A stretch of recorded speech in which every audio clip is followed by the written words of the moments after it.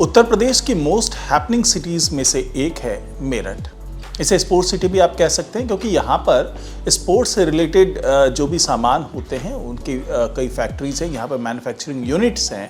जिसके कारण ये बहुत ही हैपनिंग सिटी के तौर पर जाना जाता है। हालांकि अब इस शहर को एक नई चीज़ मिलने वाली है और इसके लिए न केवल अपने देश की बात मैं करूं बल्कि अमेरिका और जापान की भी कई कंपनीज हैं जो यहाँ पर अपना इंटरेस्ट दिखा रही है। और कुल मिलाकर के ये जब इंफ्रास्ट्रक्चर डेवलप होगा तो ये बहुत ही ज़्यादा डेवलप सिटीज़ में से शुमार होने वाला है ये मेरठ सिटी। तो किस तरीके से चीज़ें बनने वाली है, किस तरीके से इंडस्ट्रियल हब बनने वाला है और क्या क्या चीज़ें होने वाली है मेरठ के सराउंडिंग्स में, जिसके कारण अमेरिका और जापान भी यहाँ पर आना चाहता है और उसके बाद इस पूरे शहर का कायाकल्प होने वाला है। तो इसी के बारे में चर्चा होगी आज के इस वीडियो में, तो इस वीडियो को आखिर तक ज़रूर देखिएगा। नमस्कार, मैं हूँ डॉक्टर सुरजीत सिंह और आप देख रहे हैं प्रॉपर्टी चालीसा। अगर आपने अभी तक इस चैनल को सब्सक्राइब नहीं किया तो सब्सक्राइब कर लीजिए और अगर आपको ये वीडियो अच्छा लगे इसको लाइक कीजिए, शेयर कीजिए और कमेंट जरूर कीजिए। तो मेरठ जो कि पहले ही डेवलपिंग सिटीज़ में शामिल रहा, यानी कि बहुत तेज़ी से डेवलप हो रही ये सिटी। इससे पहले भी एक एपिसोड में मैंने आपको बताया था कि मेरठ में किस तरीके से डेवलपमेंट होने वाला है, किस तरीके से रेजिडेंशियल प्रोजेक्ट्स आने वाले हैं, किस तरीके से इंडस्ट्रियल हब बनने वाला है, किस तरीके से यहाँ की कनेक्टिविटी बहुत ज़बरदस्त होने वाली है। आज मैं आपको बताऊँगा कि वो कौन सी चीज़ें हैं जिसके कारण यहाँ पर अब अमेरिका और जापान की कंपनी भी इंटरेस्ट दिखा रही है और उसके बाद जो Uttar Pradesh industrial development authority है उसने भी अब अपना दायरा बढ़ाना शुरू कर दिया है। जी हाँ, मैं बात कर रहा हूँ गंगा एक्सप्रेसवे के साथ में डेवलप हो रहे इंडस्ट्रियल हब की। ये पहले 200 हेक्टेयर में डेवलप होने वाला था, लेकिन अब जिस तरीके से अमेरिका और जापान की कंपनियों ने ज़मीन मांगी है, यहाँ पर अपने हब्स बनाना चाहते हैं, यहाँ पर अपने यूनिट्स लाना चाहते हैं, यहाँ पर जो लॉजिस्टिक कह लेंगे कॉरिडोर्स डेवलप करना चाहते हैं, तो उसको ध्यान में रखते हुए अब 300 हेक्टेयर अतिरिक्त ज़मीन का अधिग्रहण करने की तैयारी शुरू हो गई है। और ये जो पूरा इलाका होगा, जैसे 3-4 गांव हैं, जैसे खरखौदा है, बिजोला है, खड़खड़ी है, ये जो 3-4 गांव हैं यहाँ की ज़मीन के लिए किसानों से बातचीत चल रही है, सरकार बात कर रही है, प्रशासनिक अधिकारी जुटे हुए हैं और एक बार जब इस पर मंथन हो जाने के बाद कोई कंक्लूज़न निकल जाता है, क्योंकि जो किसानों को मुआवजा मिलेगा वो भी जो सर्कल रेट है यहाँ पर आसपास में उसका 4 गुना ज़्यादा मुआवजा मिलने वाला है किसानों को, यानी कि किसान भी माला माल होने वाले हैं। तो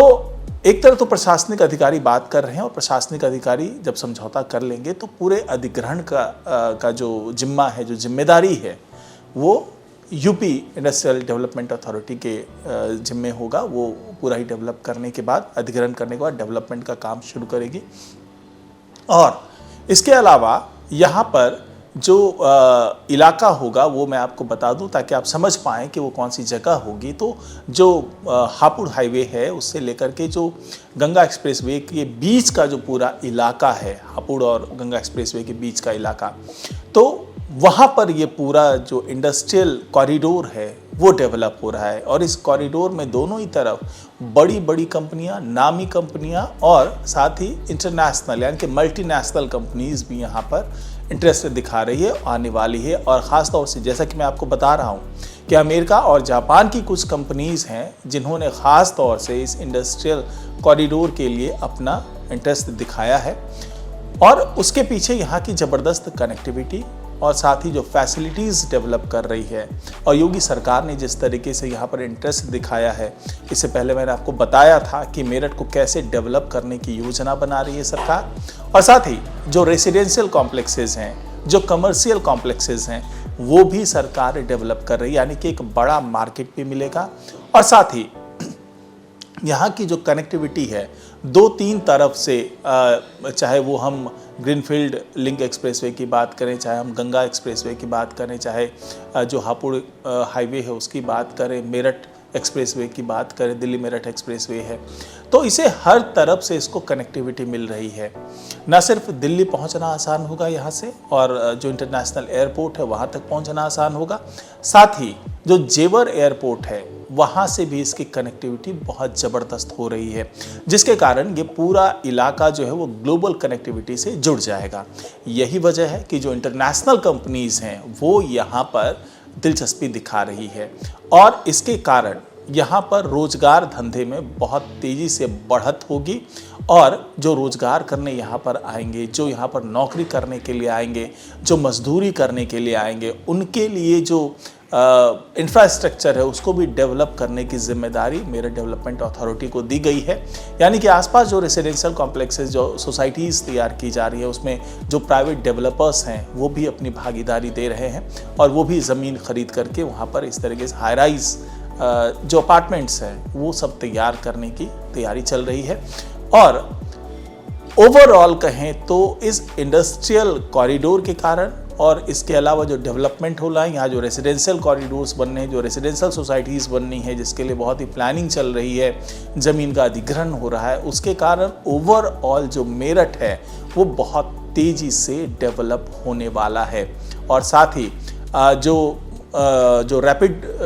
रेलवे जो नमो भारत है उसके माध्यम से जिस तरीके से दिल्ली से मेरठ की दूरी बिल्कुल सिमट गई है, यानी कि 45 मिनट में आप मेरठ से दिल्ली के दिल में यानी कि कनॉट प्लेस तक पहुंच सकते हैं। तो ये कनेक्टिविटी भी अपने आप में बहुत ही इम्पॉर्टेंट है। यही वजह है कि नोएडा और गाज़ियाबाद जैसे इलाके में रह रहे मेरठ के लोग अब वापस लौट रहे हैं अपने शहर में, साथ ही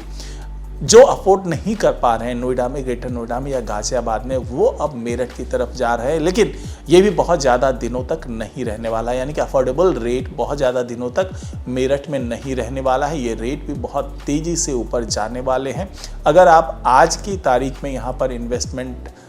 में इंटरेस्ट दिखा देते हैं, इन्वेस्ट कर देते हैं, तो आने वाले 2-3 साल में आपको ये बहुत ही बेहतर रिटर्न दे पाने की स्थिति में होगा। चाहे आप रेसिडेंशियल में इन्वेस्ट करें, चाहे इंडस्ट्रियल में इन्वेस्ट करें, कमर्शियल में इन्वेस्ट करें, हर तरफ से आपके इन्वेस्टमेंट को बहुत ही बेहतर रिटर्न मिलने वाला है, बहुत ज़बरदस्त मुनाफा होने वाला है। सोचिए कि जहाँ पर 200 हेक्टेयर में डेवलप करने की बात थी, वहाँ पर 300 अतिरिक्त हेक्टेयर की बात हुई, यानी कि 300 हेक्टेयर अतिरिक्त ज़मीन पर अब अधिग्रहण करने वाली है सरकार, और यहाँ पे डेवलपमेंट का काम होने वाला है। यानी कि डेवलपमेंट के लिए जगह कम पड़ रही है मेरठ और उसके सराउंडिंग्स में। तो कैसे कैसे इस तरीके से डेवलपमेंट होंगे, और मेरठ का दायरा कुल मिलाकर के बहुत तेज़ी से बढ़ने वाला है। आसपास का इलाका बहुत डेवलप हो जाएगा। पुराने मेरठ की बात करें तो वहाँ पे जो ट्रैफिक की समस्या है, वहाँ पे जो इंफ्रास्ट्रक्चर बहुत डेवलप नहीं हो पाया, उन सब की कमी अब ये जो आउटर मेरठ में जो डेवलप हो रहे, चाहे रेसिडेंशियल प्रोजेक्ट्स की बात कर लें या फिर इंडस्ट्रियल प्रोजेक्ट्स की बात कर लें, कमर्शियल प्रोजेक्ट्स की बात कर लें, तो वो सभी कमियों को ये सारे प्रोजेक्ट्स दूर करने वाले हैं। बहुत प्लान्ड वे में नई सिटी एक तरीके से कह लीजिए कि डेवलप हो रही है, नई टाउनशिप डेवलप हो रही है, जिसका फ़ायदा आने वाले दिनों में जो आज इन्वेस्ट कर लेंगे उनको आने वाले दिनों में ज़बरदस्त फ़ायदा मिलने वाला है इस मेरठ के डेवलपमेंट से। तो अगर आपको भी इसके बारे में जानकारी चाहिए, यहाँ पर कैसे इन्वेस्ट कर सकते हैं, कैसे बेहतर रिटर्न पा सकते हैं, तो उसके लिए हमारे स्क्रीन पर आप फ़ोन नंबर देख पा रहे होंगे, तो वहाँ पर कॉन्टैक्ट करके हमारे एक्सपर्ट से बात कर सकते हैं। अगर आपका फ़ोन नहीं लग रहा हो तो व्हाट्सएप पे आप मैसेज ड्रॉप कर सकते हैं, और हमारे एक्सपर्ट आपसे जल्द ही कनेक्ट होंगे और आपको सारी जानकारी देंगे। तो आज की रिपोर्ट में फ़िलहाल इतना ही। नमस्कार।